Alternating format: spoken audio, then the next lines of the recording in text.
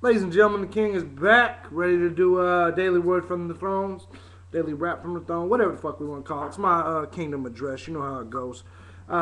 Very excited about MMA right now. A lot of good things going on.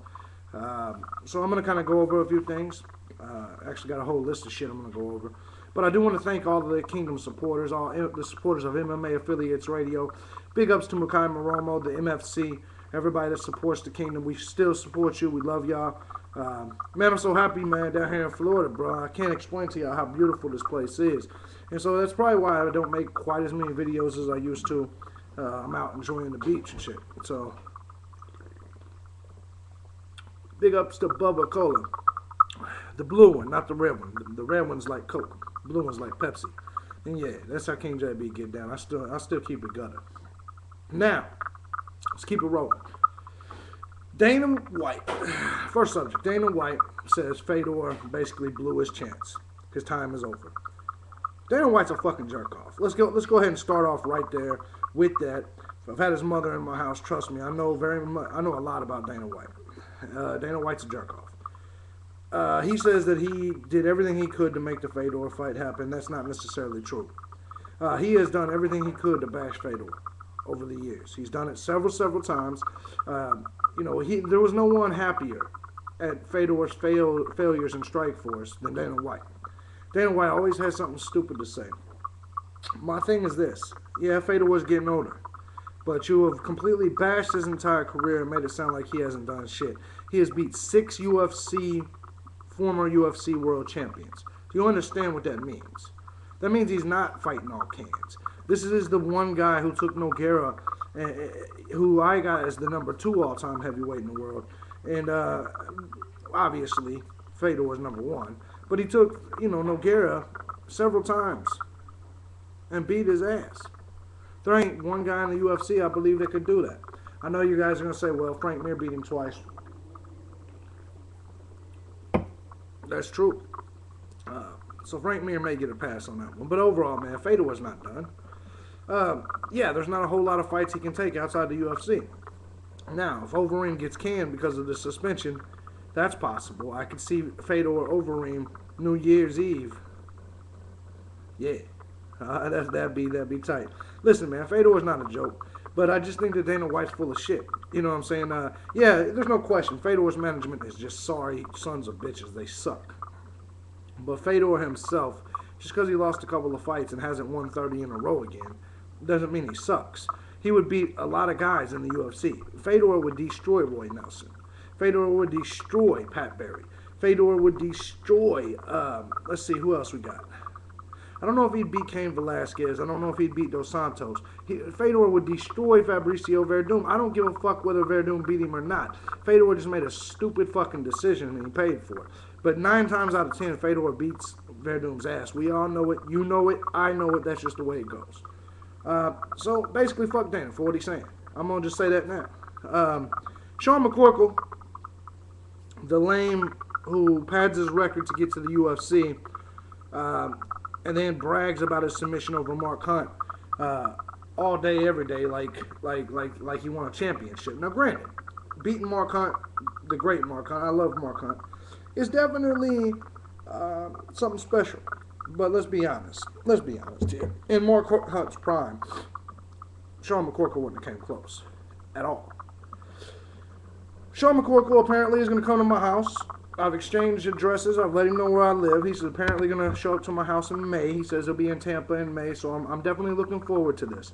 Of course, I'm going to get the YouTube video of either me knocking Sean McCorkle out or Sean McCorkle breaking my arm. Sean McCorkle don't want to stand with me. I'm not a fighter, but let me say this. Well, I am a fighter in terms of I'll street fight a motherfucker in a second. But here's the bottom line. McCorkle seems to think that I dissed him. So he wants to come take care of me now for the state of Indiana. He wants to support him. All right. McCorkle can't fight. He can roll.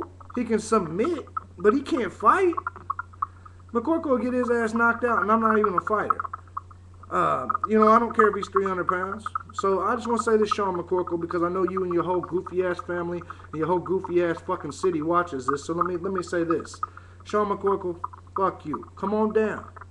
You know, either way, I win. When I record this shit and it goes on YouTube, even if you beat me, I win. Do you understand that? Everybody that's watching this can understand that. So come on, motherfucker. You got the address, come on. Because I can't wait to put that up. Anyways. Now, John Jones, Dan Henderson.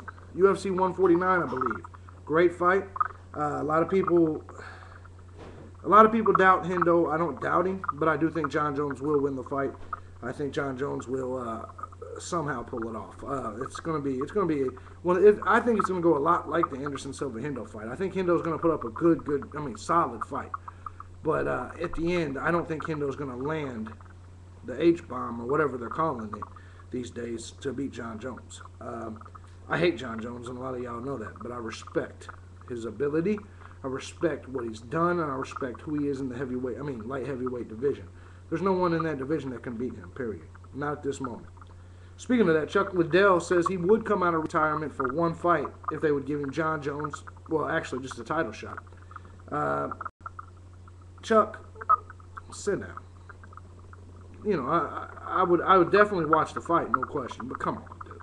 Really? You think he can beat John Jones, bud? It's just not going to happen. Anyway, let's move on. Chuck Liddell, stay in your office, man. Chill out with that shit. Rory McDonald says he can beat every middleweight in the world. Very, very possible. I believe it. I hope we don't see Rory McDonald GSP. They're friends. I hope that never, ever happens. I don't think we will ever see it. But I agree. Rory McDonald at this stage, I think he could beat Nick Diaz. I think he can probably beat Carlos Condit. That would be the tough one. But who's going to beat him? I just don't see it. Hector Lombard, my boy, signed with the UFC.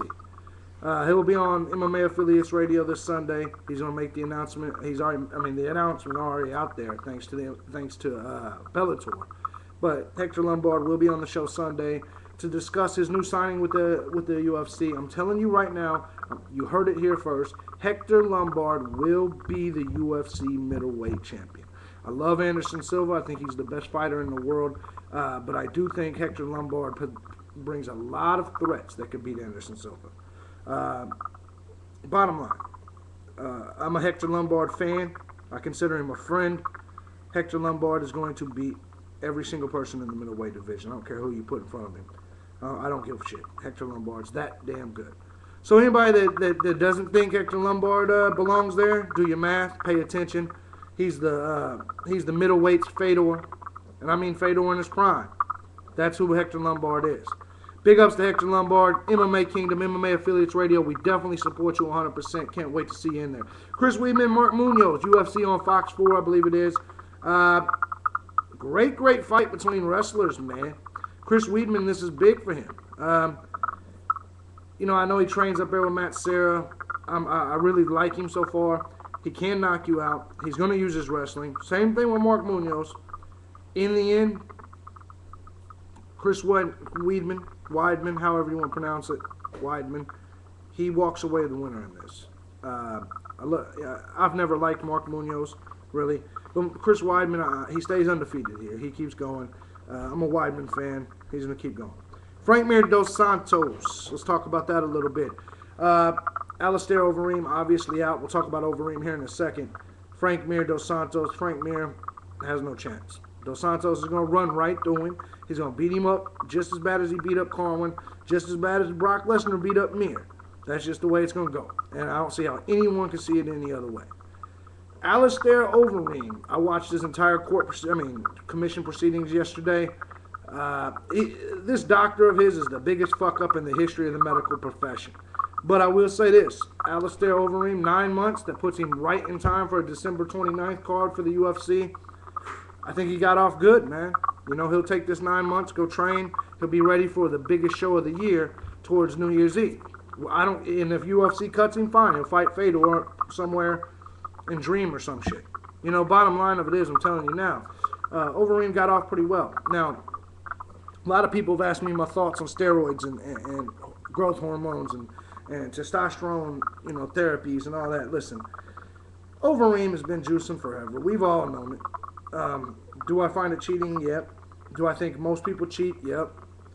I don't really know since everybody does for the most part, you know, and I've heard from, you know, Antonio McKee, he says 99%. I've talked to several guys, Gary Goodridge, he believes everybody is. I've talked to real people in this sport, and they believe that 99% of these people, 90% at least, are juicing. So that means, Frank Mir, is he juicing? I think so. Dos Santos, maybe. I think so. Velasquez, I think so. What's the difference, man? You know? I may be wrong. I don't know if any of these guys are juicing. But these guys are fucking huge. I'm 6 foot, 255 pounds. Sometimes 265. Depends on if it's the first of the month and it's food stamp time, I'm 265 pounds.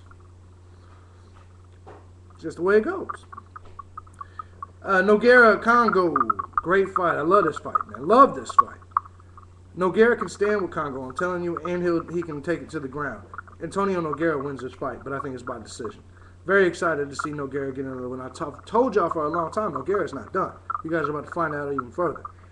Anderson Silva, Chael Sonnen, UFC 148, Las Vegas. Huge, huge fight. All you Chael Sonnen fans, I'm a Chael Sonnen fan. Let me tell you, man. I don't see it.